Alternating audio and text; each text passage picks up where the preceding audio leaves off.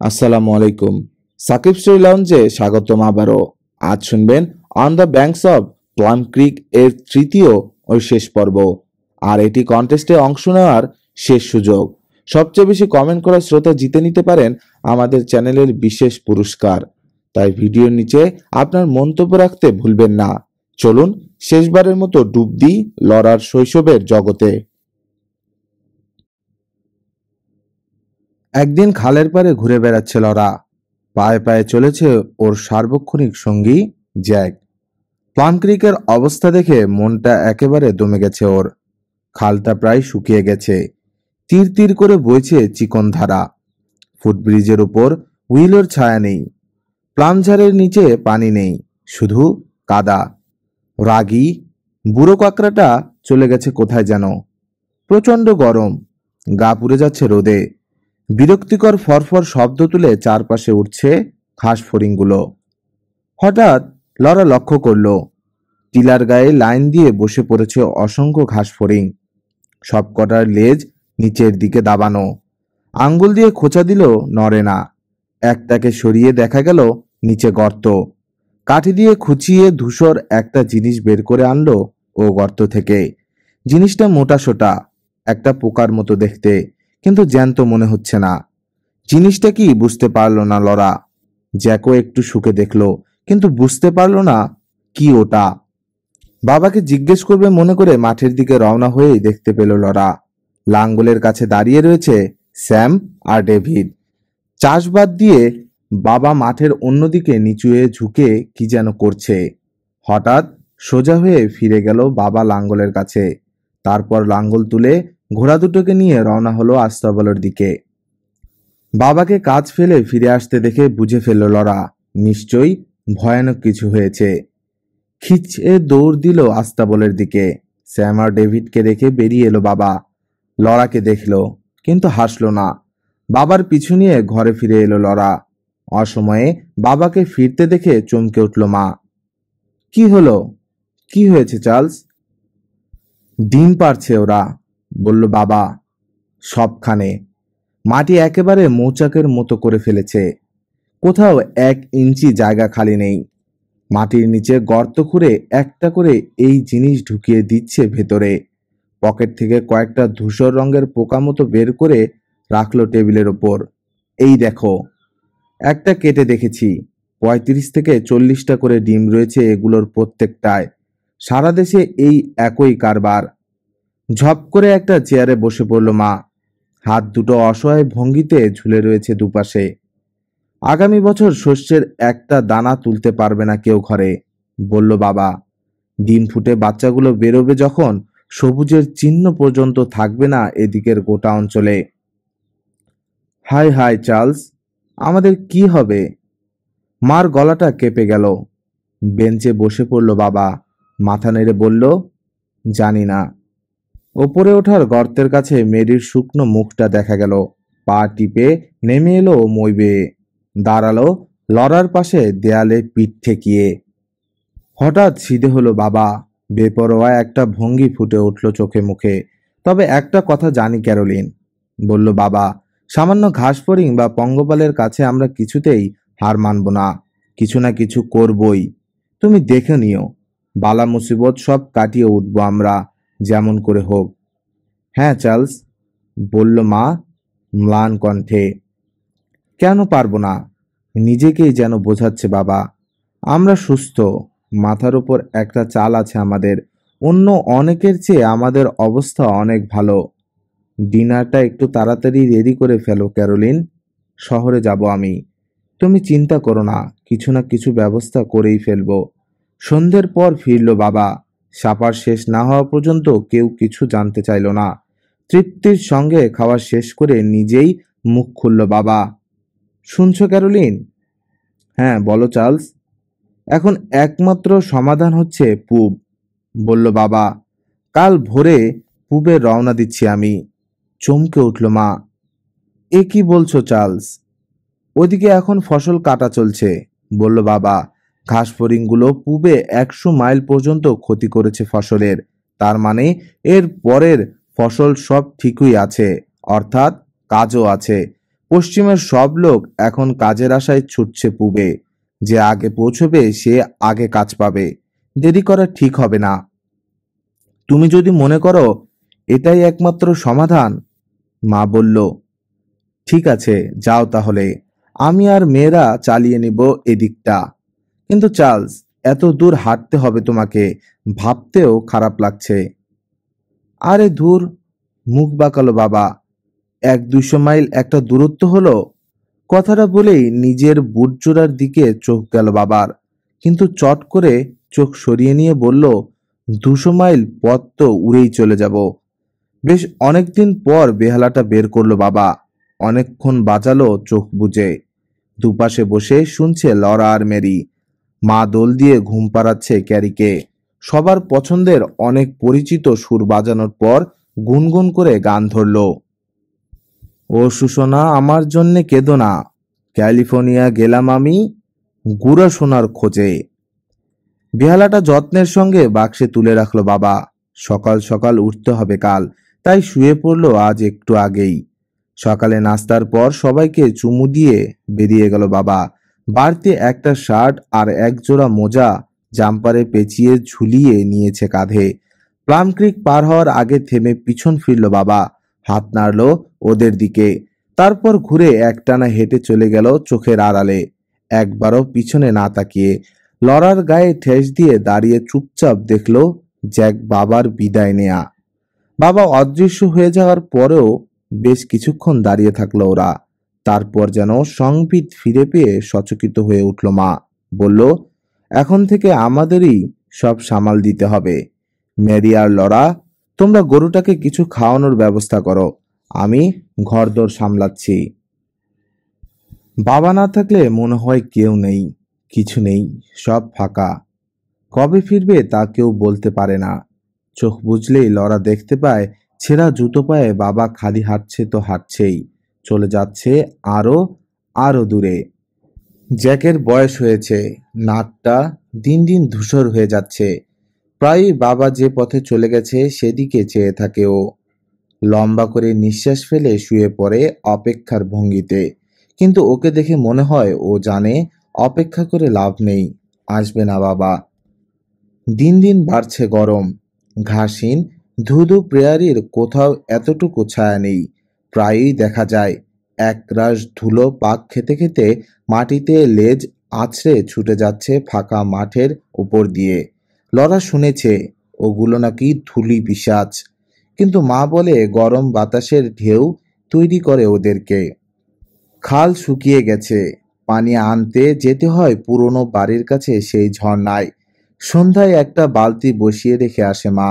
সারা রাত ফোঁটা ফোঁটা পানি পড়ে ভরে থাকে ওটা। সকালে ওটা আনার সময় আর একটা বালতি বসিয়ে দিয়ে আসে ঝর্ণার নিচে। চাহিদা মতো ঘাস বা খড় না পেয়ে শুকিয়ে হাড় জিরজিরে হয়ে গেছে স্পট, স্যাম আর ডেভিড। উইলোর শিকড় বাকড় আর প্লামের ডাল চিবিয়ে চিবিয়ে তেতো হয়ে গেছে স্পটের দুধ। চোখ বসে গেছে গর্তে। শনিবার মিস্টার নেলসনের বাড়িতে গিয়ে খোঁজ নিল লরা, বাবার কোনো চিঠি এসেছে কিনা। না, আসেনি। মিসেস নেলসন বললেন আগামী শনিবার আবার পোস্ট অফিসে খোঁজ নেবেন। থ্যাংক ইউ ম্যাম, বলে ফিরে এলো লরা। কিছু দূর প্রায় দৌড়ে এলো। ফুটব্রিজের কাছে এসে কমে গেল হাঁটার গতি। যখন ঢিলা বেয়ে উঠেছে তখন আর চলছে না পা। মা বলল, তাতে কি হয়েছে, আগামী শনিবার নাগাদ এসে যাবে চিঠি। কিন্তু পরের শনিবারও এলো না। সানডে স্কুলে যাওয়া বন্ধ হয়ে গেছে ওদের। ক্যারি হাঁটতে পারবে না অত দূর, আর ওকে কোলে নিয়ে মার পক্ষে এই গরমে অত দূর হাঁটা সম্ভব নয়। তাছাড়া শীতের জন্য ঠিক রাখতে হবে মেরি আর লরার জুতো। এখন পরে পরে ক্ষয় করে ফেললে চলবে না। তাই রোববার ভালো জামা কাপড় পরে মাকে শোনায় ওরা বাইবেলের মুখস্থ করা পংক্তি। প্রচণ্ড গরম পড়ছে গত কয়েকদিন। গরমে যখন প্রাণ ওষ্ঠাগত, প্রায় আর সহ্য করা যাচ্ছে না। বাসায় বসে হাপুস হুপুস হাঁপাচ্ছে ওরা চারজন। ঠিক তখনই মেঘ করল আকাশে, ঠান্ডা হাওয়া বইল কিছুক্ষণ, তারপর শুরু হলো বৃষ্টি। সবাই খুশি। তাই দেখে জ্যাকও বাচ্চা কুকুরের মতো লাফিয়ে ঝাঁপিয়ে আনন্দ প্রকাশ করলো। ঠান্ডা বাতাস আর ভেজা মাটির গন্ধে যেন প্রাণ ফিরে পেল ওরা। পরদিন আবার সেই গরম, কিন্তু বিকেলের দিকে দেখা গেল গোটা প্রেয়ারির জুড়ে অসংখ্য চিকন ঘাসের মাথা গজিয়ে উঠেছে। অল্প কয়েকদিনেই সবুজের আভাস দেখা দিল। প্রেয়ারির তামাটে মাটি ঢেকে দিচ্ছে সবুজের সমারোহ।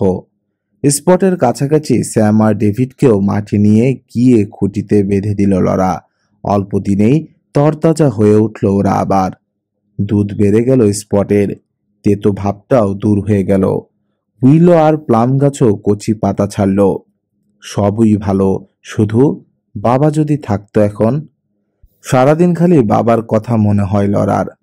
আর রাতে যখন প্রেয়ারির ওপর দিয়ে উদাস হাওয়া বয়ে যায় তখন হু হু করে বুকের ভেতরটা ফাঁকা লাগে সবকিছু। প্রথম প্রথম কথা বলে মনটা হালকা করার চেষ্টা করেছে লরা। হিসেব করে বের করতে চেয়েছে আজ কত দূর হাঁটল বাবা। মনে মনে প্রার্থনা করেছে পুরনো ছেঁড়া জুতো জোড়া যেন টিকে যায়।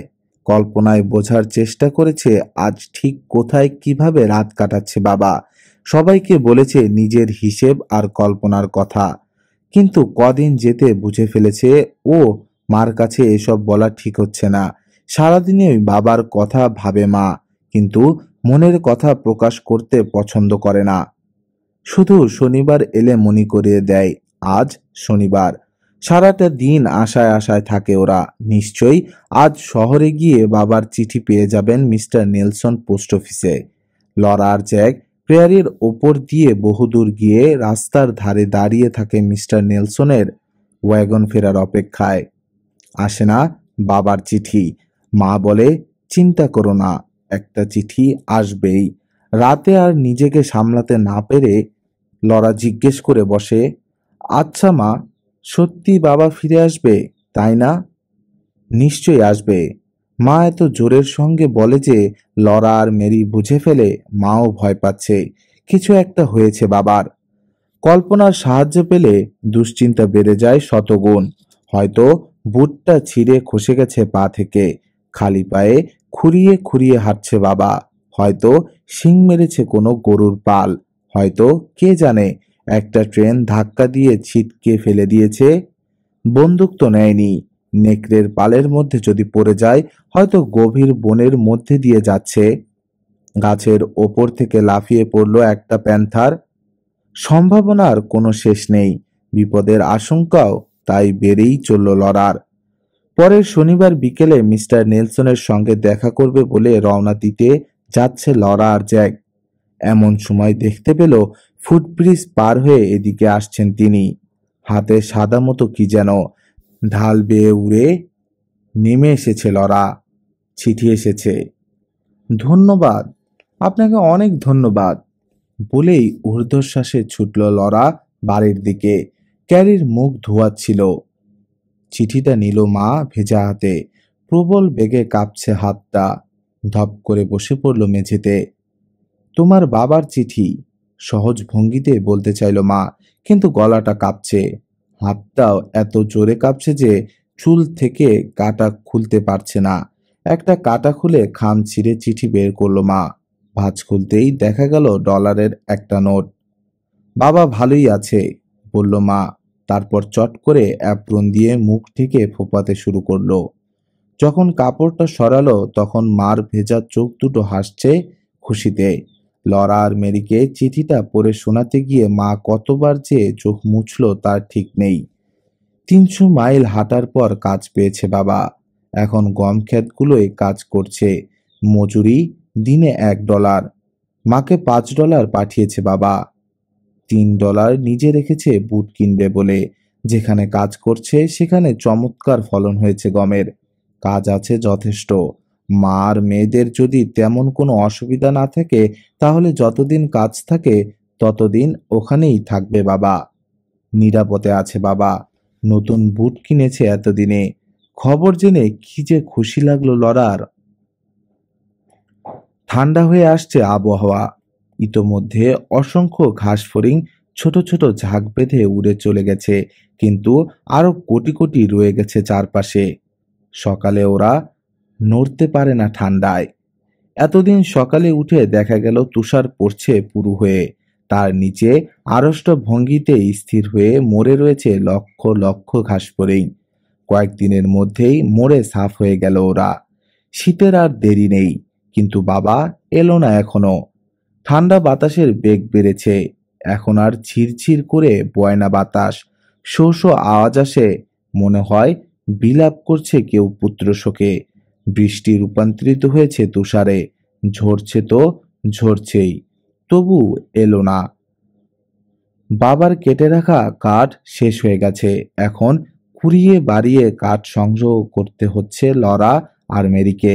হাত পা জমে যেতে চায় ঠান্ডায়। একদিন বিকেলে ছোট্ট মেয়ে অ্যানাকে নিয়ে বেড়াতে এলেন মিসেস নেলসন। হাসি খুশি মোটাসোটা মানুষ মিসেস নেলসন। লরার খুব পছন্দ তাকে, কিন্তু অ্যানাকে ওর একটুও ভালো লাগে না। একটা ইংরেজি শব্দ বোঝে না মেয়েটা, আর লরা বা মেরি একটা শব্দও বোঝে না ওর নরওয়েজিয়ান ভাষার। গরমের সময় অ্যানা এলেই ওরা দু বোন পালিয়ে যায় বাড়ি ছেড়ে, কিন্তু এখন শীতের সময় ঠান্ডা যাবে কোথায়? তাছাড়া মা বলে দিয়েছে ওদের পুতুলগুলো নিয়ে অ্যানার সঙ্গে খেলতে। কাগজের পুতুলগুলো নিয়ে খেলতে বসলো ওরা। ক্যারির চেয়ে সামান্য বড় অ্যানা। কাগজের পুতুল দেখে হেসে উঠল। বাক্সে হাত ঢুকিয়ে একটা পুতুল তুলে নিয়ে একটানে ফরাত করে ছিঁড়ে ফেলল। মরার মতো ফ্যাকাশে হয়ে গেল লরা আর ম্যারির মুখ। ক্যারিও চোখ বড় করে তাকিয়ে রয়েছে। মিসেস নেলসন আর মা কথা বলতে ব্যস্ত, তাদের চোখেই পড়ল না ঘটনাটা। বাক্সের ডালা বন্ধ করে দিল লরা চট করে, কিন্তু একটু পরেই ছেঁড়া পুতুলটা ফেলে দিয়ে আরেকটার জন্য হাত বাড়ালো অ্যানা। কি করবে এখন? দিশে পেল না ওরা। যা চায় তা না পেলেই ভ্যাঁ করে কেঁদে ওঠে অ্যানা। ওকে কাদালে রেগে যাবে মা, ওদিকে পুতুলও দেয়া যায় না ওর হাতে, দিলেই ছিঁড়ে ফেলবে। ফিসফিস করে ম্যারি বলল, শার্লটকে নিয়ে এসো। শার্লট টেনে ছিঁড়তে পারবে না। ম্যারি অ্যানাকে সামলানোর ভার নিল, আর লরা মই বেয়ে উপরে উঠে গিয়ে শার্লটের বাক্স খুলল। লাল ঠোঁটে হাসি নিয়ে শুয়ে আছে শার্লট। বোতামের চোখ দুটোই উজ্জ্বল দৃষ্টি। সাবধানে কোলে তুলে নিয়ে কালো সুতোর তৈরি কোকড়া চুলগুলো আর জামাটা ঠিকঠাক করলো। পা নেই শার্লটের, কিন্তু তাতে কি?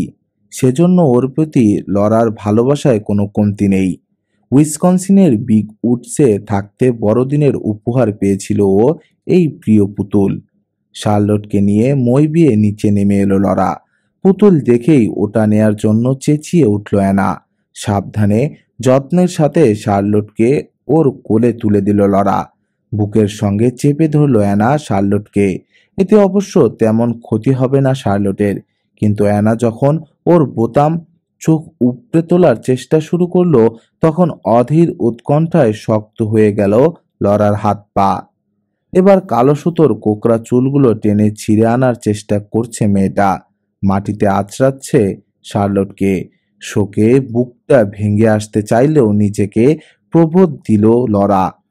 অ্যানা চলে গেলে শার্লটের চুল আর জামাকাপড় ঠিকঠাক করে নেবে ও। দীর্ঘ যন্ত্রণার অবসান ঘটতে যাচ্ছে দেখে হাঁপ ছাড়ল লরা। উঠে দাঁড়িয়েছেন মিসেস নেলসন। অ্যানাকে নিয়ে চলে যাবেন এখন। ঠিক তখনই ঘটল আসল বিপদটা। অ্যানা শার্লটকে ছাড়বে না। ও হয়তো মনে করেছে ওকে দিয়ে দেয়া হয়েছে পুতুলটা।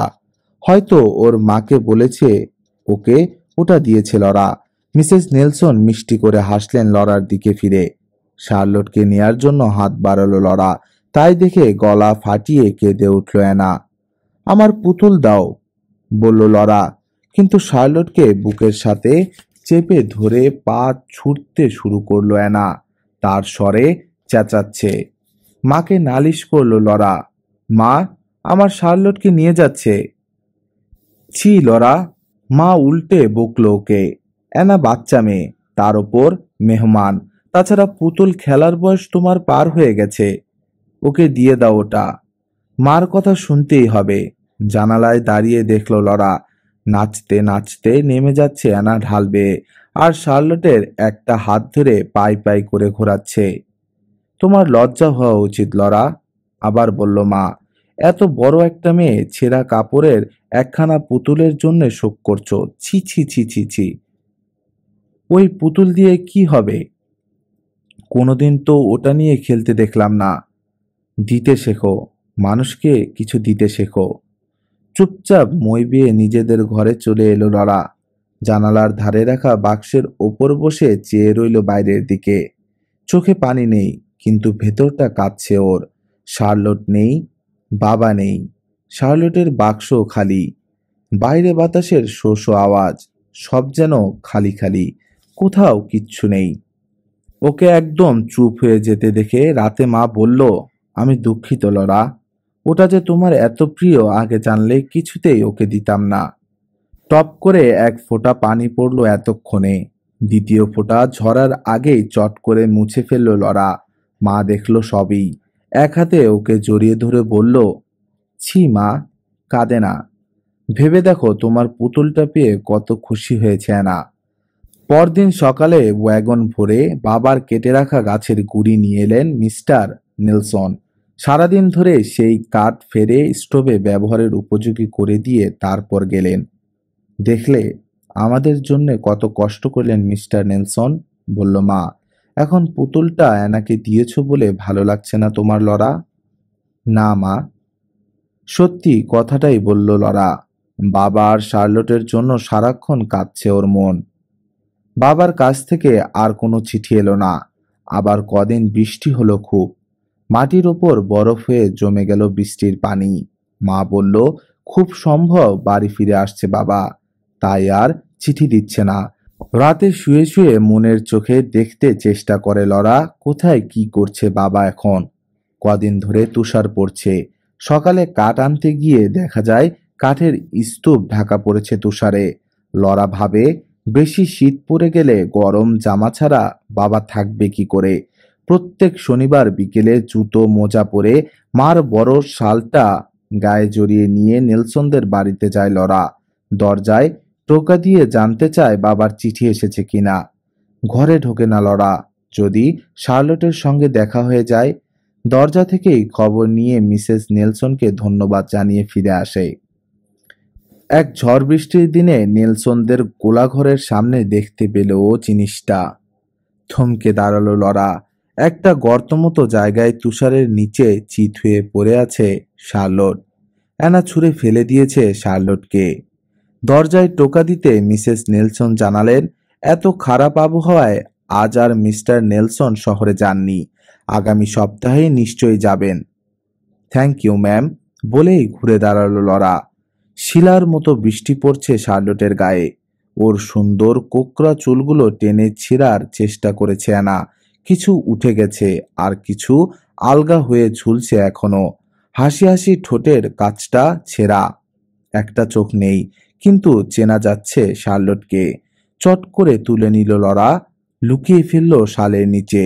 তারপর ঝড় বৃষ্টির মধ্যে দিয়ে দৌড়ে ফিরে এলো বাড়িতে। ওর চেহারা দেখে চমকে উঠল মা। কি হয়েছে লরা, কি হয়েছে বলো? শহরে আজ যাননি মিস্টার নেলসন, বলল লরা। কিন্তু মা, দেখো, চেয়ে দেখো।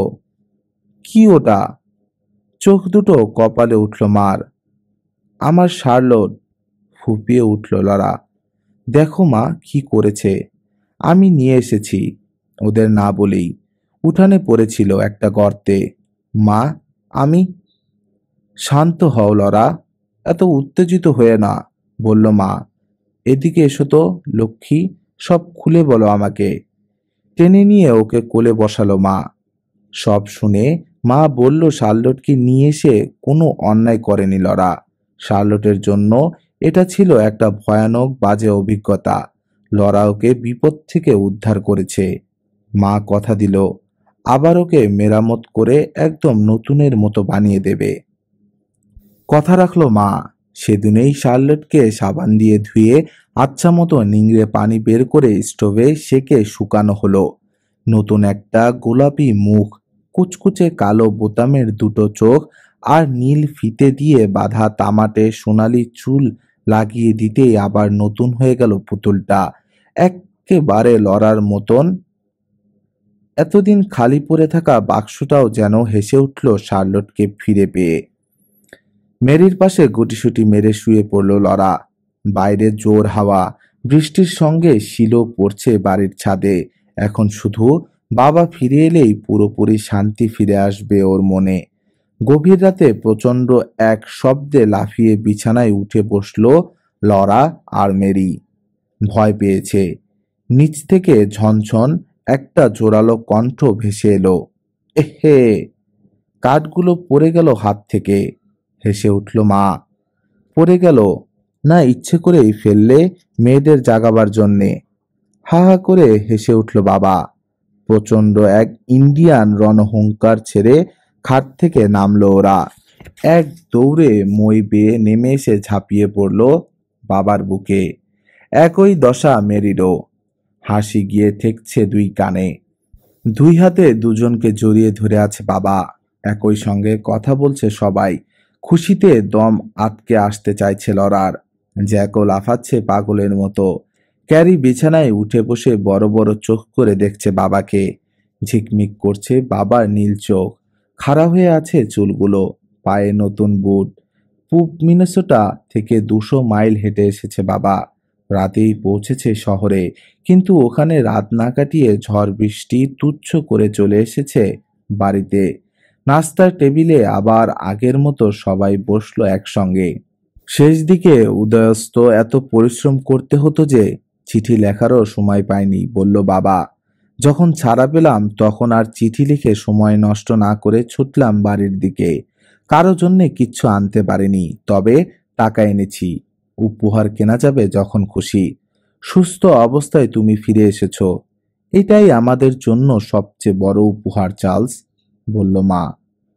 নাস্তার পর বাবা চলল গরু ঘোড়াগুলো কে কেমন আছে দেখতে। সবাই চলল সঙ্গে। জ্যাক তো একেবারে পায়ে পায়ে। সব ঠিকঠাক আছে দেখে খুশি হলো বাবা। হঠাৎ ঘুরে লরাকে জিজ্ঞেস করলো, তোমার পায়ে কি হয়েছে লরা? জুতো পায়ে দিলে ব্যথা লাগে, জবাব দিল লরা। বাসায় ফিরে লরার জুতোটা টিপে দেখলো বাবা। উহ, এখানে টিপ দিলে আঙ্গুলে ব্যথা লাগে। লাগারই তো কথা, বলল বাবা। তোমার পা বড় হয়ে গেছে গত 1 বছরে। তোমার কি অবস্থা মেরি? ম্যারি বলল ওর একই অবস্থা, আঙ্গুলের দিকটা টাইট। খোলো দেখি, বলল বাবা। ম্যারির জুতো জোড়া পায়ে দাও তো লরা। ম্যারির জুতো পায়ে দিলে একটুও ব্যথা লাগে না লরার। বুঝলাম, বলল বাবা। এটাকে ভালো মতো গ্রিজ লাগালে একেবারে নতুনের মতো দেখাবে। এটা লরা পরবে। ম্যারির জন্য একটা নতুন জুতো কিনতে হবে। আর লরাটা যত্ন করে রেখে দিলে ক্যারি বড় হলে পড়তে পারবে। এবার ক্যারোলিন, কি কি লাগবে মনে মনে একটা লিস্ট করে ফেলো। আর সবাই তৈরি হয়ে নাও। আমি ওয়াগন বের করতে করতে শহরে যাচ্ছি আমরা। প্রথমে মিস্টার ফিচের দোকানে গেল বাবা। বাড়ি তৈরির জন্য যে তক্তা নিয়েছিল তার দাম আংশিক শোধ করল বাবা। তাছাড়া বাবার অনুপস্থিতিতে মিস্টার নেলসন এখান থেকে বাকিতে যত ময়দা আর চিনি নিয়ে মাকে পৌঁছে দিয়েছিলেন তার দাম পুরো শোধ করল। এরপর বাকি টাকা গুনে নিয়ে প্রথমেই কেনা হলো ম্যারির জন্য নতুন জুতো। ম্যারির পায়ে ঝকঝকে জুতো দেখে লরার মনে হলো ছোট হয়ে ঠকা হয়ে গেছে ওর। বাকি জীবন কেবল মেরির ছোট হয়ে যাওয়া পুরনো জুতোই পরতে হবে ওকে। নতুন জুতো পাবে না কোনোদিন। মা বলল, এবার লরার জন্য জামা কাপড়। মিস্টার ফিচ গরম কাপড়ের থান বের করলেন। কয়েকটা দেখে পছন্দ করে মা কিনলো কাপড়, কিন্তু মেরির রং পছন্দ হলো না বলে ওর কাপড় কিনতে রাস্তা পেরিয়ে মিস্টার ওলসনের দোকানে যেতে হলো। ওরা কাপড় পছন্দ করছে এমন সময় পিছন দরজা দিয়ে ঢুকলো নেলি। পশমের একটা শোল্ডার ক্যাপ পরে আছে ও। হ্যালো বলেই ম্যারির পছন্দ করা নীল ফ্ল্যানেলের দিকে তাকালো নাক সিটকে, বলল, হ্যাঁ, গেঁয়োদের জন্য ওটাই ঠিক আছে। বলেই ঘুরে দাঁড়িয়ে নিচে কি পরে আছে দেখালো। জিজ্ঞেস করলো, দেখেছ আমি কি গায়ে দিয়েছি? ঠিক পরের প্রশ্নটাই হলো, ফারের একটা ক্যাপ কেনার ইচ্ছা হয় না লরা? অবশ্য চাইলেই তো আর কিনতে পারবে না তোমরা। তোমার বাবা তো চাষাভুষা মানুষ, দোকানের মালিক না।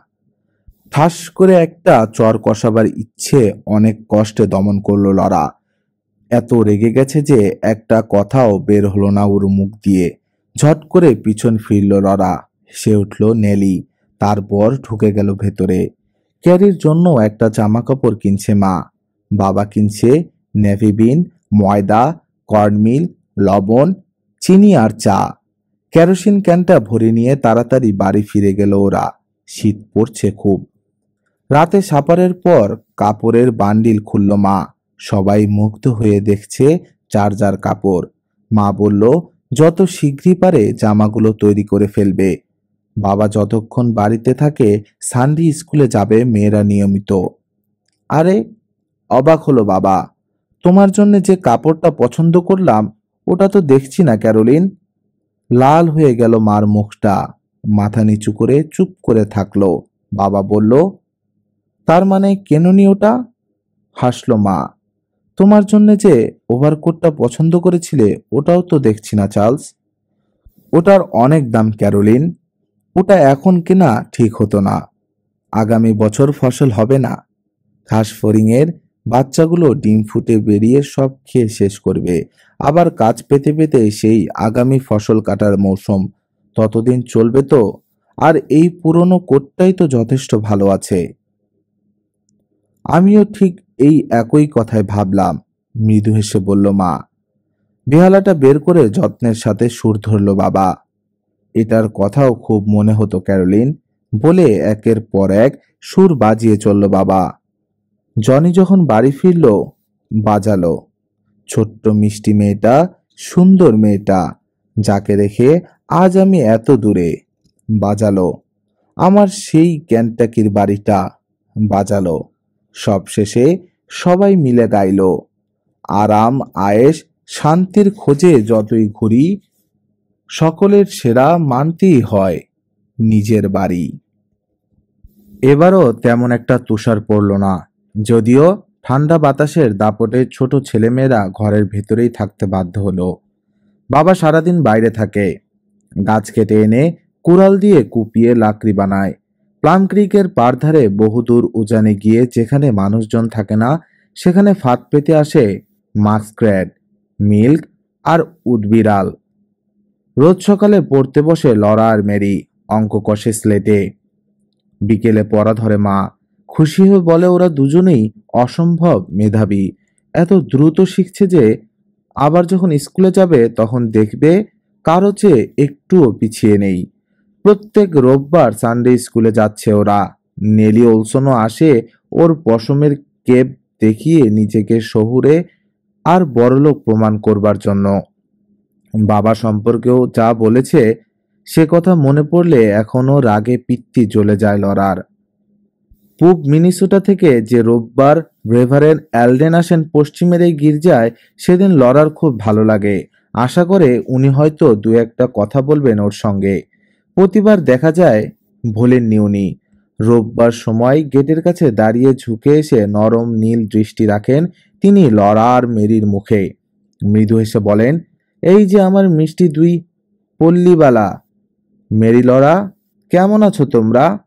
ওদের নতুন ড্রেস দেখে বললেন, বাহ, ভারী সুন্দর জামা তো। একদিন বিকেলে মা বলল সেদিন আর পরা ধরতে পারবে না। স্নান করে ভালো জামা কাপড় পরে সবাইকে ঝটপট তৈরি হয়ে নিতে হবে। শহরে যাবে ওরা আজ সন্ধ্যায়। অবাক হলো ওরা। কিন্তু আমরা তো কোনোদিন সন্ধ্যের পর শহরে যাই না মা, বলল ম্যারি। যাও না বলে যে কোনোদিন যেতে পারবে না এমন নয়। কেন যাচ্ছি মা? সরাসরি প্রশ্ন করল লরা। সেটা বলা যাবে না, সাফ জবাব। কেন মা? আরে মুশকিল, আগে থেকে বললে মজা নষ্ট হয়ে যাবে তো। ব্যাস, আর কোনো প্রশ্ন না, হাতে সময় বেশি নেই। একে একে সবাইকে স্নান করতে হলো, সেরা জামা কাপড় পরতে হলো, পায়ে পালিশ করা জুতো পরতে হলো, আর চুলে বাঁধতে হলো সিল্কের রিবন। রাতের খাবার খেয়ে নিল ওরা আগে ভাগেই। ব্যাপারটা কি হতে পারে নিজেদের মধ্যে ফিসফাস করে বোঝবার চেষ্টা করে বিফল হলো লরা আর মেরি। খাওয়ার পর সবার শেষে স্নান করলো বাবা। সবাই উঠে বসতে শহরের পথে রওনা হয়ে গেল ওয়াগন। প্রচণ্ড শীত, কম্বল জড়িয়ে বসেছে, তাও ঠান্ডা লাগছে লরার। অন্ধকার আকাশে তারাগুলোকে অনেক ছোট আর দূরের মনে হচ্ছে। শক্ত জমিতে খটখট পা ফেলছে ঘোড়া দুটো। ক্যাচ কোচ আওয়াজ করছে ওয়াগন। কান খাড়া করলো বাবা হঠাৎ, তারপর বলল, ওয়াও। থেমে দাঁড়ালো স্যাম আর ডেভিড। কিছুক্ষণ সব চুপচাপ। তারপর মিষ্টি দুটো শব্দ কানে এলো ওদের। তারপর আবার আবার মনে হলো তারাগুলোর কাছে থেকে আসছে শব্দগুলো, ভরাট কিন্তু নরম, সুরেলা। এটা কিসের আওয়াজ বাবা? অবাক হয়ে জিজ্ঞেস করলো লরা। গির্জার নতুন ঘন্টা, খুশি মনে বলল বাবা। রওনা হলো আবার। এরই জন্য তালি দেয়া ছেঁড়া জুতো পায়ে দিয়েই শহর থেকে বাড়ি ফিরছিল বাবা সেদিন। শহরটা মনে হলো ঘুমিয়ে রয়েছে। দোকানপাট সব বন্ধ, আধার। হঠাৎ চেঁচিয়ে উঠল লরা, আরে দেখো দেখো, কি সুন্দর করে সাজিয়েছে গির্জাটা। আলোয় আলোময় হয়ে রয়েছে গির্জা। সবকটা জানালায় আলো। কেউ ভেতরে ঢুকতে গেলেই দরজা দিয়ে লাফিয়ে বাইরে চলে আসছে উজ্জ্বল আলো। গির্জার দরজার সামনে সবাইকে নামিয়ে বাবা গেল ঘোড়া দুটোকে বেঁধে ওদের গায়ে কম্বল চাপা দিতে। বাবা ফিরে এলে একসঙ্গে ভেতরে ঢুকলো ওরা সবাই। ঢুকেই হা হয়ে গেল লরার মুখ। বেঞ্চগুলোর সামনে কি করে যেন একটা গাছ গজিয়েছে। সেই গাছের ডালগুলো থেকে ঝুলছে লাল, নীল, হলুদ, সবুজ হরেক রকমের কাগজে মোড়া অসংখ্য জিনিস। অনেক জিনিস না মুড়ে এমনি ঝুলানো হয়েছে। স্কার্ফ, লাল দস্তানা, এক জোড়া বুট, আরো কত কি। নিচে গাছের গায়ে হেলান দিয়ে রাখা হয়েছে একটা কাঠের গামলা, একটা ওয়াশবোর্ড, একটা বেলচা, একটা পিচফর্ক, এমনকি একটা স্লেডও। ব্যাপারটা কি বুঝতে পারছে না লরা। মার মুখের দিকে চাইলো জিজ্ঞাসু দৃষ্টিতে। মা হেসে বলল, একে ক্রিসমাস ট্রি বলে, সুন্দর না? জবাব দিতে পারল না ও। হা করে গিলছে সাজানো ক্রিসমাস ট্রিটাকে। দূরের একটা শাখায় মাপসহ সুন্দর একখানা ছোট ক্যাপ ঝুলছে, দেখতে পেল লরা। রেভারেন্ড এলডেন উপস্থিত আছেন আজ। ক্রিসমাস সম্পর্কে বললেন তিনি। বক্তৃতা শেষ হলে সবাই উঠে দাঁড়িয়ে গান ধরল। গান শেষ হলে মিস্টার টাওয়ার আর মিস্টার বিডল গাছের ডাল থেকে এক এক করে জিনিসগুলো নামিয়ে ওগুলোর গায়ে লেখা নাম পড়তে থাকলেন, আর মিসেস টাওয়ার ও মিস বিডল ওগুলো জায়গা মতো পৌঁছে দিতে লাগলেন। গাছে ঝুলানো প্রতিটা জিনিস কারো না কারো জন্য উপহার। হা করে দেখছে লরা।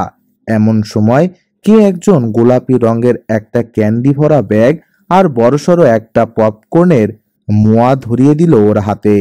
ম্যারিকেও দেয়া হলো একটা ক্যারিকেও। বোঝা গেল প্রত্যেকটি ছেলেমেয়ের জন্যই রয়েছে এই জিনিস একটা করে। এরপর ম্যারি একটা নীল দস্তানা পেল। একটু পর লরা পেল একটা লাল দস্তানা। বড় একটা প্যাকেট খুলে মা দেখলো সুন্দর একটা খয়েরি আর লাল রঙের শাল পেয়েছে।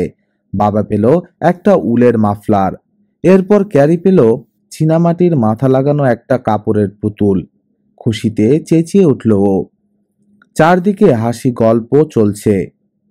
তারই মাঝে নাম পড়ে যাচ্ছেন মিস্টার বিডল আর মিস্টার টাওয়ার। ফারের ছোট্ট ক্যাপ আর মাফটা ঝুলছে এখনো। লরা একবার ভাবল, ইস, ও যদি পেত ওটা। নেলির আছে, কাজেই মনে হয় না ও পাবে। যেই পাক, লরা জিনিসটার দিকে তাকিয়ে থাকতে চায় যতক্ষণ সম্ভব।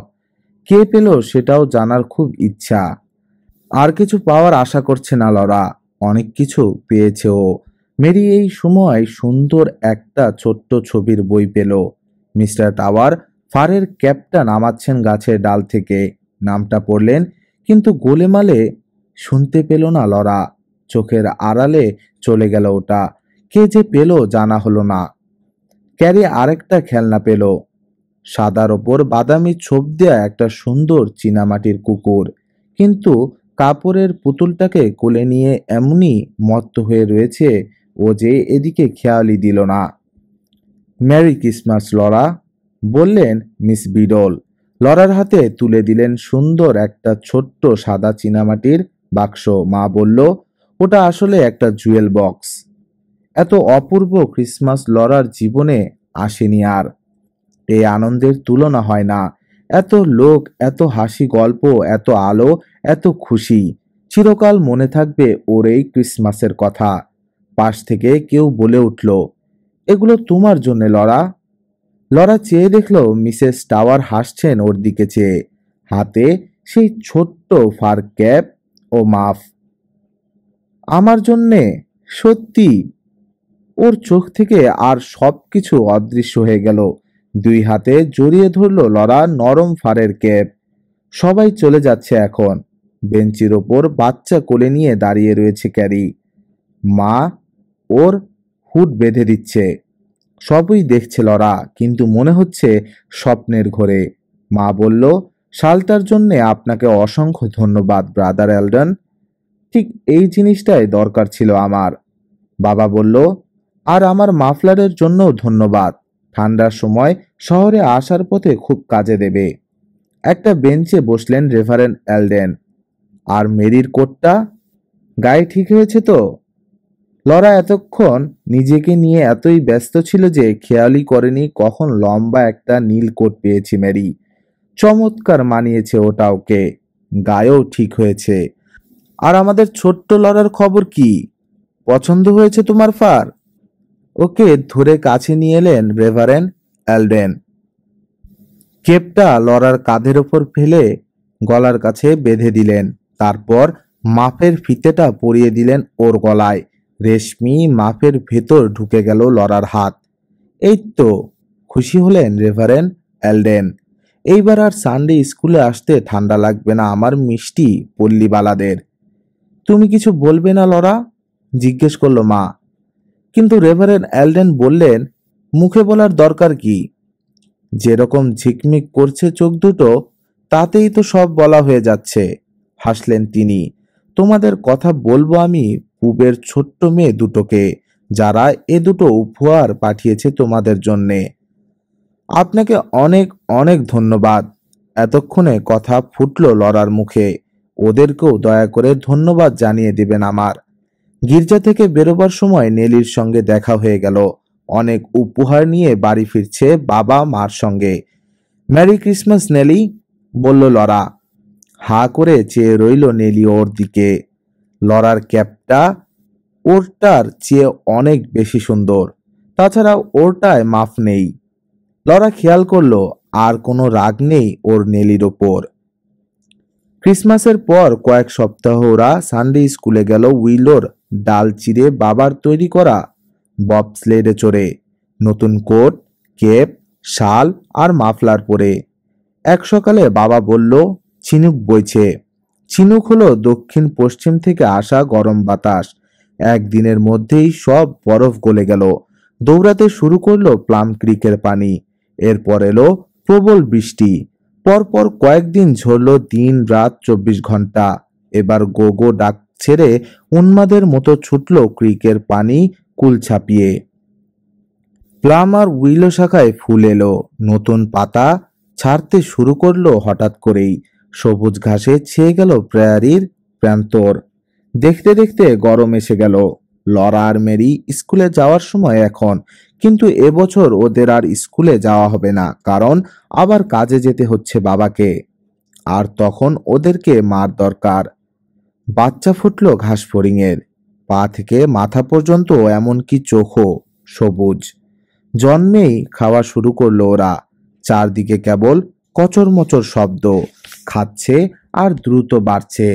অল্প দিনেই মুছে গেল সবুজের চিহ্ন। যত দূর দেখা যায় শুধু প্রাণহীন ফাঁকা প্রান্তর। বৃষ্টি নেই। প্রতিদিন আগের দিনের চেয়ে বাড়ছে গরম। যত্রতত্র লাফিয়ে বেড়াচ্ছে কুৎসিত ঘাস ফড়িং। অবস্থা যখন সহ্যের বাহিরে চলে যাচ্ছে, ঠিক তখনই হঠাৎ করে হাঁটতে শুরু করলো ওরা। কাঁধে কাঁধ ঠেকিয়ে গায়ে গা মিলিয়ে এমনভাবে চলছে যে মনে হচ্ছে মাটি বুঝি সরে যাচ্ছে পশ্চিমে। গোটা এলাকার সমস্ত ঘাসফড়িং যেন কিসের ইঙ্গিতে হাঁটতে শুরু করছে একই সঙ্গে। কেউ উঠছে না, কেউ লাফ দিচ্ছে না, কেবল দ্রুত পায়ে হাঁটছে পশ্চিম দিকে। জানালা বন্ধ রাখতে হলো, নইলে জানালা গলে ঘরে ঢুকে আসে। মার্চ করে আসছে ওরা পূব থেকে। পাড়িটাকে কোনো বাধা বলেই গণ্য করল না। সোজা দেয়াল বেয়ে উঠে ছাদ টপকে নেমে গেল ওপাশের দেয়াল বেয়ে। পরপর 4 দিন 4 রাত হাঁটল ওরা এইভাবে। তারপর মাটি ছেড়ে আকাশে উঠল। ক্রমে আরো ওপরে উঠছে। কিছুক্ষণের মধ্যেই ঢাকা পড়ল সূর্য। ঠিক প্রথম আসার দিন যেমন হয়েছিল সেদিন ওরা নেমেছিল, আজ উঠছে। কয়েক ঘন্টার মধ্যে পশ্চিমে সরে গেল মেঘটা। পঙ্গু দুই একটা এখনো দেখা যাচ্ছে মাটিতে। ছেঁচড়ে বুকে হেঁটে যেমন ভাবে পারে চেষ্টা করছে পশ্চিমে এগোতে। যেন শান্তি ফিরে এলো গোটা অঞ্চলে। শুধু মানুষ নয়, পশু পাখি কীটপতঙ্গ উদ্ভিদ সবাই হাঁপ ছেড়ে বাঁচল। আপদ বিদায় হতেই যে যার ক্ষতি পুষিয়ে নেওয়ার জন্য উঠে পড়ে লাগলো নিজ নিজ কাজে। বৃষ্টি নামতেই আবার গজিয়ে উঠল ঘাস পাতা ঝোপঝাড়। আলুগুলো রক্ষা পেয়েছে, তাছাড়া মাছ পড়তে শুরু করছে ফাঁদে। মিস্টার নেলসনের লাঙ্গলে স্যাম আর ডেভিডকে জুতে নিয়ে বাবা লতা গুলমে ছাওয়া গম ক্ষেতের একাংশে লাঙ্গল টানে। জমি তৈরি করে শালগমের বীজ বুনল। তারপর প্রেয়ারির আগুনের বিরুদ্ধে ব্যবস্থা হিসেবে বাড়ির পশ্চিম দিকে খালের পাড় থেকে শুরু করে বাঁকা হয়ে আবার খালের পাড় পর্যন্ত লাঙ্গল টানল বার কয়েক। ফলে চওড়া একটা পরিখার মতো তৈরি হলো জমিতে। এরপর এক সকালে শীষ দিতে দিতে চলে গেল বাবা কাজের সন্ধানে। দিন যায়। সকালে উঠে আস্তাবল আর গোয়াল ঘরের কাজ সেরে বাড়ি ফিরে থালা বাসন ধুয়ে মুছে ঘর ঝাড়ু দিয়ে পড়তে বসে ওরা। দুপুরে পড়া ধরে মা। তারপর খেলা অথবা সেলাই, যার যা খুশি। বিকেলে মাঠ থেকে স্পট আর তার বাছুরটাকে গোয়ালে ফিরে আনা। সন্ধ্যাকালীন কাজগুলো সেরে সাপার। তারপর ডিশগুলো ধোয়া মোছা হয়ে গেলেই বিছানায় উঠে ঘুম। হঠাৎ এক সকালে পোড়া পোড়া গন্ধ পেল লরা প্রেয়ারির বাতাসে। ধোঁয়া দেখতে পেল দূর আকাশে। দৌড়ে গিয়ে মাকে বলতেই বাইরে বেরিয়ে দেখলো মা। বলল, বহুদূরে আছে ওটা লরা, এদিকে নাও আসতে পারে, তবে একটা চোখ রাখতে হবে ওদিকটায়। দুপুর নাগাদ এসে পড়ল আগুন। ধোয়ার আগে আগে আগুনের বল গড়িয়ে আসতে দেখে ভুরু কুঁচকে গেল মার। এক বালতি পানি আর একটা ঘর মোছার কাপড় নিয়ে ছুটল মা। ঠিক সেই সময় একটা আগুনের গোলা লাঙ্গল চষা দাগের ভেতরে চলে এলো গড়িয়ে। তোমরা দূরে সরে থাকো বলেই ভেজা কাপড় দিয়ে পিটাতে শুরু করলো মা বলটাকে। টাম্বলউইড বলে এক জাতের লতা পেঁচিয়ে গোল আকার ধারণ করেছে। বাতাসের ধাক্কায় গড়িয়ে আসছে এদিকের একের পর এক। একটাকে পিটিয়ে মেরেছে মা, কিন্তু এরই মধ্যে আরো দুটো ঢুকে পড়েছে সীমানা ডিঙ্গিয়ে। ঘোড়ায় চেপে ছুটে এলেন মিস্টার নেলসন। ঘোড়াটাকে আস্তাবলে ঢুকিয়ে দিয়ে একটা পিচফর্ক তুলে নিয়ে চেঁচিয়ে বললেন, ভেজা ছালার ব্যবস্থা করো দেখি খুকিরা। দৌড়ালো লরা আর মেরি। একটা ভেজা ছালা পিচফর্কে আটকে নিয়ে দমাদম পিটিয়ে নেভাতে শুরু করলেন মিস্টার নেলসন আগুনের গোলা। মাও একটা পিচফর্ক সংগ্রহ করে তাতে আটকে নিয়েছে একটা ভেজা ছালা। এবার দ্রুত নিয়ন্ত্রণে চলে আসছে ভেতরে ঢুকে পড়া আগুনের বলগুলো। ছোটাছুটি করে বালতি ভরে পানি আনছে লরা আর মেরি। ভরে দিচ্ছে কারো বালতি খালি হয়ে গেলে। হঠাৎ লরা লক্ষ্য করলো একটা আগুনের গোলা ছুটে যাচ্ছে খড়ের গাদার দিকে। ওর চিৎকার শুনে মা ও মিস্টার নিলসন দুজনেই দৌড়ে গেল ওটাকে ঠেকাতে। এদিকে পোড়া ঘাসের উপর দিয়ে আরেকটা আগুনের গোলা সরাসরি বাড়ির কাছে চলে আসতে দেখে প্রথমে থতমত খেয়ে গেল ওরা। তারপর যেই মনে পড়ল ঘরে ক্যারি রয়েছে, একটা ভেজা গানি ব্যাগ নিয়ে ঝাঁপিয়ে পড়ল ওটার ওপর। পিটিয়ে একেবারে মিশিয়ে দিল মাটিতে। আগুনের গোলা আর নেই। গোলার পিছু পিছু ধেয়ে আসা মূল আগুনের দেয়াল এসে থামল সীমানা বরাবর। এগোতে না পেরে দুভাগ হয়ে রওনা হলো দুদিকে। সীমানার বাইরের সব ঘাস জ্বালিয়ে শেষে থামল গিয়ে খালের ধারে। তারপর ওখানেই জ্বলে শেষ হয়ে গেল। মিস্টার নেলসনকে অনেক করে ধন্যবাদ জানালো মা। উনি চলে গেলে মেয়েদের বলল, দুনিয়ায় সুপ্রতিবেশী পাওয়াই সবচেয়ে বড় সৌভাগ্য। এর চেয়ে বড় আর কিছুই নেই। এবার চলো মেয়েরা, হাত মুখ ধুয়ে খেতে বসবে চলো। প্রেয়ারি আগুনের পরপরেই ঠান্ডা পড়ে গেল খুব। মা বলল, এখনই আলু আর শালগম তুলে না ফেললে জমে শক্ত হয়ে যাবে। ম্যারি আর লরাও লেগে গেল কাজে। মা মাটি খুঁড়ে আলু বের করে। ম্যারি আর লরা সেগুলো বালতিতে ভরে এক দৌড়ে রেখে আসে সেলারে। ঠান্ডা বাতাসে লাফঝাপ দিয়ে নাকের ডগা লাল হয়ে গেল ওদের, হাত পা আড়ষ্ট হয়ে গেল। আস্তাবলের কাজ সেরে বাড়ি ফিরে স্টোভে হাত সেঁকতে খুব আরাম লাগলো ওদের। এদিকে সেদ্ধ আলু আর ভাজা মাছের সুগন্ধে জিভে পানি এসে যাচ্ছে। আলু তোলা হয়ে যেতে শালগম উপড়ে তুলতে লেগে গেল সবাই। সারাদিন অন্ধকার হয়ে থাকলো আকাশের মুখ, যে কোনো মুহূর্তে নামতে পারে অঝোর ধারা। এরই মধ্যে নিরলস ভাবে কাজ ছেড়ে যাচ্ছে ওরা মার পাশ থেকে। আলুর চেয়ে শালগম তোলা অনেক কঠিন। এত বড় জিনিসটা টেনে উপড়ে তুলে আনা লড়ার কচি হাতের পক্ষে কঠিন। গায়ের জোরে টানছে বলে প্রায়ই ধপ করে বসে পড়ছে মাটিতে। শালগম তুলে প্রথম কাজ ঘ্যাচ করে আগার পাতাগুলো কেটে ফেলা। পাতা আর শালগম আলাদা বালতিতে রাখা হচ্ছে। বালতি ভরে গেলে একজন শালগম নিয়ে ছুটছে সেলারের দিকে, অপরজন পাতাগুলো দিয়ে আসছে স্পট আর বাচ্চার মুখের সামনে গামলায়। কয়েকদিন লেগে গেল সব শালগম তুলে আনতে। কাজ শেষ করে হাঁপ ছেড়ে মা বলল, গোটা শীতকালটা রোজ খেলেও এত শালগম শেষ করতে পারবো না আমরা। তাছাড়া আলু রয়েছে মেলা, মাছ রয়েছে, কোনো অসুবিধা হবে না আমাদের। সেই রাতেই ঝরতে শুরু করলো তুষার। পরদিন সকালে উঠে লরা দেখলো মাঠঘাট ঢাকা পড়েছে তুষারে। এখন শুধু ঘরে বসে বাবার জন্য প্রতীক্ষা। অপেক্ষা করতে করতে মেয়েরা যখন প্রায় হতাশ হয়ে পড়েছে, তখন চিঠি এলো। আর 2 সপ্তাহ পরেই কাজ শেষ করে রওনা হবে বাবা। শুনেই স্লেটের গায়ে ছোট ছোট 14টা দাগ টেনে রাখলো ম্যারি। রোজ একটা করে দাগ মুছতে থাকবে। শেষ দাগটা যেদিন মোছা হয়ে যাবে সেদিন ফিরে আসবে বাবা। মা বলল, আরো 7টা দাগ দিয়ে রাখো ম্যারি, হেঁটে ফিরে আসতে সময় লাগবে না। কথা মতো কাজ করলো ম্যারি। রোজ একটা করে দাগ মুছে ফেলে। অপেক্ষার দিন কমে যায় একটা। মই বেয়ে চিলেকোঠায় ঘুমাতে যায় 2 বোন। মেঘ সরে গেছে, রোদে গলে গেছে তুষার, কিন্তু জমির উপর জমে আছে শক্ত বরফ। ধারা কিছুটা ক্ষীণ হলেও পানি বইছে প্লাম ক্রিকে। উইলোর হলুদ ঝরা পাতা হেলে দুলে ভেসে চলে যাচ্ছে স্রোতের টানে। আকাশ নীল। একদিন সাপারের পর লরা খেলছে ক্যারি আর জ্যাকের সঙ্গে। শেষ সপ্তাহে প্রথম দাগটা মুছে ম্যারি বলল, বাড়ির পথে রওনা হয়ে গেছে বাবা, আর মাত্র 6 দিন। মনে হলো দারুণ খুশি হয়েছে জ্যাক কথাটা শুনে। হাসতে হাসতে ছুটল দরজার দিকে। 2 পা ওপরে তুলে আঁচড়াচ্ছে দরজা খোলার চেষ্টায়। সেই সঙ্গে তুমুল বেগে নাড়ছে ওর ছোট্ট লেজখানা। পর মুহূর্তে হালকা শীষের আওয়াজ এলো লরার কানে। কে যেন জোর কদমে ফিরছে জনি বাড়ির পথে। গানটির সুর বাজাচ্ছে। বাবা বাবা, বাবা ফিরে এসেছে, চেঁচিয়ে উঠল লরা।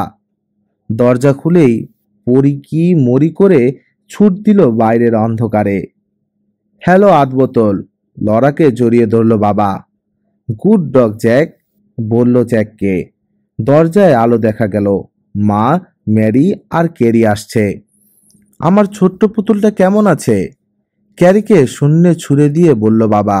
আর আমার বড় কন্যা? ম্যারির বেনি ধরে টান দিল। আমাকে একটা চুমু দাও দেখি, ক্যারোলিন। অবশ্য যদি এই বুনো ইন্ডিয়ানদের হটিয়ে আমার কাছে ফিরতে পারো। বাবার জন্য তড়িঘড়ি সাপার তৈরি করা হলো। ম্যারি আর লরা সাহায্য করলো মাকে। সেই সঙ্গে পাল্লা দিয়ে বলে চলল এদিককার যাবতীয় খবর। আগুনের গোলা, আলু আর শালগম তোলা, স্পটের বাছুরটা এখন কত বড় হয়েছে, লেখাপড়ায় কে কতদূর এগিয়েছে, কিছুই জানতে বাকি থাকলো না বাবার 10 মিনিটের মধ্যে। খাওয়া শেষ হলে সবাই আবার ঘিরে ধরলো বাবাকে। ম্যারি জিজ্ঞেস করলো, তুমি আগে আগে চলে এলে কি করে বাবা? 6 দাগ আগে এসে পড়লে কি করে? স্লেটের দাগ দেখে মাথা ঝাঁকালো বাবা। বলল, ছোট্ট একটা ভুল হয়েছে তোমার ম্যারি।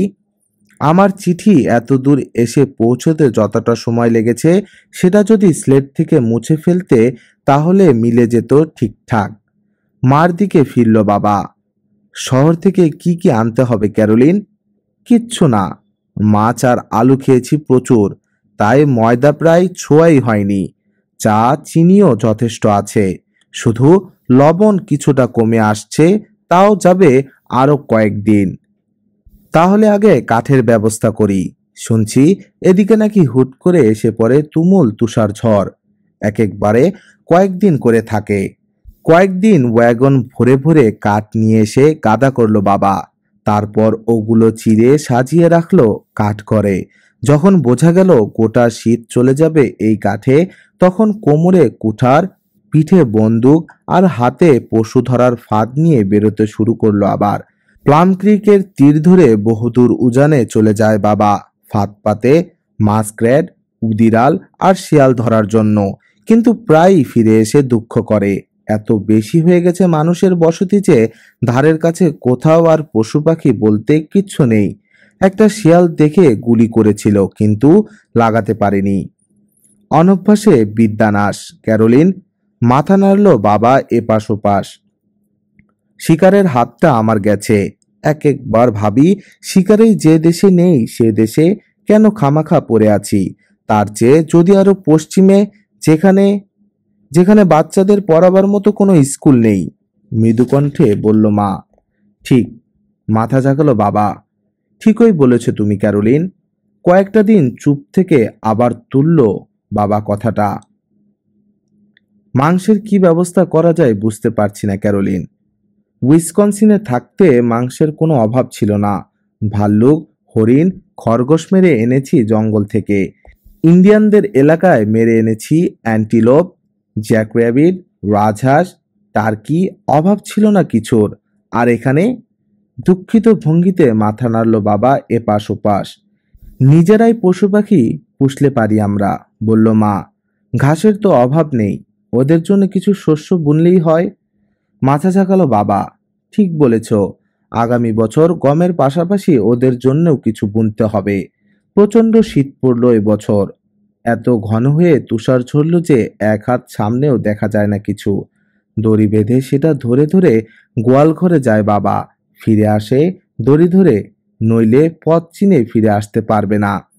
দুধ যা দোয়ায় অর্ধেকই তার বালতি থেকে ছোবল দিয়ে তুলে নিয়ে যায় ঝোড়ো হাওয়া। এমন আবহাওয়ায় বাইরে কোথাও যাওয়ার উপায় নেই, কেউ যে আসবে সে সম্ভাবনা নেই। কেমন যেন ফাপড় লেগে ওঠে।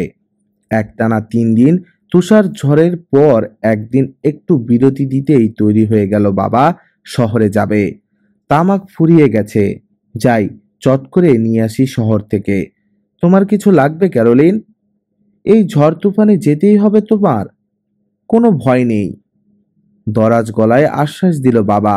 গত 3 দিন একটানা হয়ে গেল না, আজ আর আসবে না, এলে আগামীকাল। বাবার আশ্বাসে তেমন একটা ভরসা রাখতে পারল না মা। বলল, যাবেই যখন যাও, তবে কথা দিতে হবে যে ঝড় দেখলে থেকে যাবে শহরে। আরেক জোড়া মোজা পরতে হলো বাবাকে, গায়ে চড়াতে হলো শতচ্ছিন্ন ওভারকোটটা। মা বলল, তোমার একটা বাফেলো ওভারকোট থাকা দরকার ছিল, আর তোমার একটা হীরের নেকলেস। হাসলো দুজনে। মার চিরকুটটা নেড়ে দিয়ে খুশি মনে বেরিয়ে গেল বাবা। গাইছে, আকাশ ছোঁয়া আধার মেঘ যখন ফেলছে ছায়া চরাচরে ম্লান, আশার আলো দেখছি আমি পথে, আমার হাত যে ধরা যিশুর হাতে। সেদিনেই সন্ধ্যা থেকে শুরু হয়ে গেল তুমুল ঝড় তুফান, সেই সঙ্গে ঘন হয়ে ঝরছে তুষার। জানালায় একটা বাতি জেলে রাখলো মা, কিন্তু এলো না বাবা। পরদিনও না। পরপর 4 দিন কোনো খবর নেই বাবার। উৎকণ্ঠায় অস্থির হয়ে অপেক্ষা করা ছাড়া কোনো উপায় নেই। শুকিয়ে আমসি হয়ে গেল মেয়েদের মুখ। ভয় পেয়েছে মাও, কিন্তু যতটা সম্ভব সবাইকে সাহস জোগাবার চেষ্টা করলো। 4 দিন পর আধ ঘন্টার জন্য থামলো ঝড়।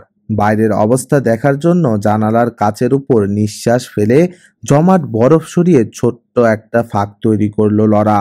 দেখলো তুষারপাত থেমেছে বটে, কিন্তু তুষার কণাগুলোকে জমির ওপর দিয়ে ঝেঁটিয়ে নিয়ে যাচ্ছে বাতাস।